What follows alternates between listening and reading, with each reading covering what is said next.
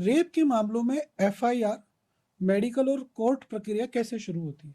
FIR तो जैसे ही जाएगी थाने पे प्रोसिक्यूट्रिक्स एफआईआर लॉन्च करनी पड़ेगी, पुलिस अथॉरिटीज बाउंड है। और वही बात है, अगर नहीं करती है पुलिस तो मैंने जो आपको मोड बताया वो मोड अवेलेबल है उसके पास। पहले तो ऑनलाइन दर्ज कराए, ऑनलाइन दर्ज कराने के बाद में अगर वहाँ भी नहीं पार पड़ती तो आप कोर्ट में जा करके जरिए इस्तगासा एफआईआर दर्ज करा सकते हैं। एफआईआर दर्ज कराने के बाद में पुलिस का इन्वेस्टिगेशन का रोल आता है।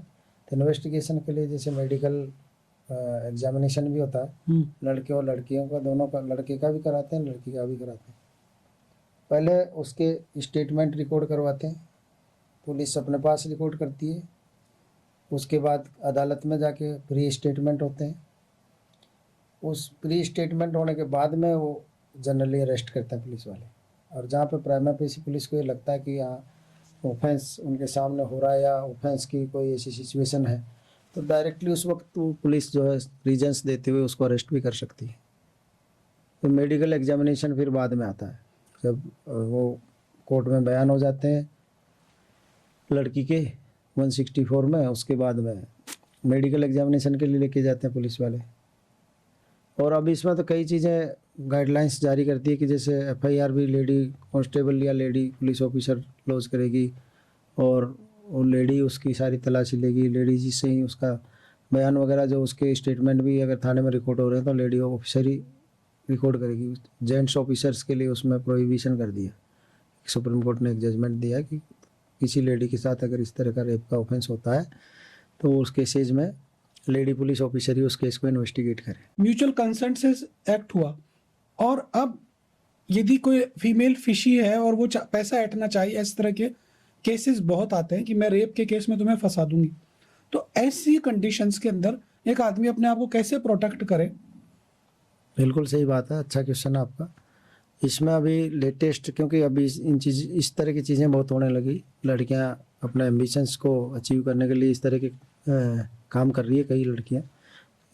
हमारे अदालतों में भी इस तरह के मुकदमे आए हैं। तो एक्सटोर्शन का एक ऑफेंस है, और उस एक्सटोर्शन के ऑफेंस के तहत अगर कोई लड़की आपको ब्लैकमेल कर रही है या प्रेशराइज कर रही है पैसे ऐंठने के लिए, तो आप सीधा जाके उसके खिलाफ सारी चीज़ें लिखते हुए थाने में एफआईआर दर्ज करा सकते हैं उसके खिलाफ कि सब इस तरह से इसने मेरे को, वो हनी ट्रैप वाला जो मैटर है ना, कि हनी ट्रैप करके मुझे इसने फंसाया, अब मेरे से पैसा ऐंठना चाहती है और इस तरह से मेरे से इतनी डिमांड कर रही है, तो उस पर एफआईआर लो, जो भी वो लड़की अरेस्ट हो जाएगी, बजाय आपके खिलाफ मुकदमा होने के उसके खिलाफ हो जाएगा। क्योंकि कई बार ऐसी कंडीशन में आदमी डर जाता है, और डरने के बाद वो जो भी जिस तरह से इनके साथ एक पूरा गैंग जुड़ा हुआ होता है, कोई भेजता है, लोग आ जाते हैं। आप सही बात है, पर आदमी को अपना स्किल तो यूज करना ही चाहिए भाई। किसी के कोई अपने इज्जत से डर के मारे दे दे तो दे दे कि मैं तो बदनाम हो जाऊंगा, एफआईआर दर्ज कराऊंगा तो मेरे परिवार में मेरी पत्नी के सामने मैं क्या मुंह दिखाऊंगा। तो ऐसे डर से दे देते हैं कई लोग, भाई मेरे समाज में इज्जत है और मैं मेरी पत्नी के सामने कैसे जाऊंगा, मेरी पत्नी को इसका पता लग गया तो उस डर से कई लोग देते हैं, और इसीलिए ये मिसयूज कर रहे हैं।